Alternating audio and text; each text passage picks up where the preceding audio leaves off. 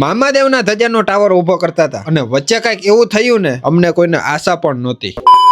તો સવારમાં મમ્મીએ મસ્તનું તિલક કરી દીધું અને અમે બે ભાઈઓ નીકળી ગયા દુકાને. પહોંચીને માતાજીને યાદ કરીને વિઝિટના ઠેલા ભરીને નાખ્યો ખંભે નાળો તમારા ભાઈએ. કેમ કે ભાઈ આપણે જવાનું છે મામાદેવના ધજાનો ટાવર ઉભો કરવા. પહોંચીને કર્યા વટીલી સરકારના દર્શન.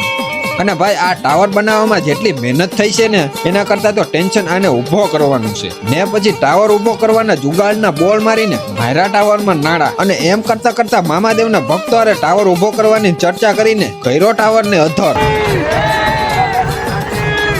આગળથી અમે બધા નાડાની મદદથી ટાવરને ખેંચીએ અને પાછળથી આપણો જેસીબી ભાઈ હારે હારે ટેકો આપતો જાય હો.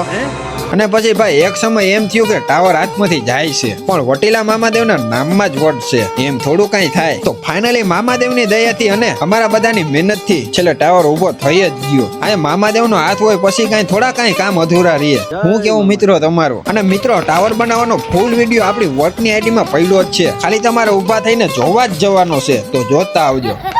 તો ભાઈ આપણે ટાવરને મજબૂતી પણ આપી દીધી જોરદાર બોલ અને વેલ્ડિંગ મારીને. અને હવે કરવાનું છે ટાવર ઉપર ચડવાનું મુહૂર્ત, એ પાછું તમારા ભાઈને હો.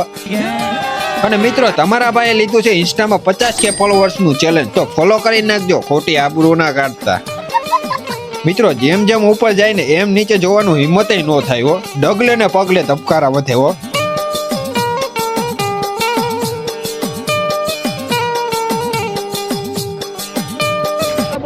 મામાદેવની.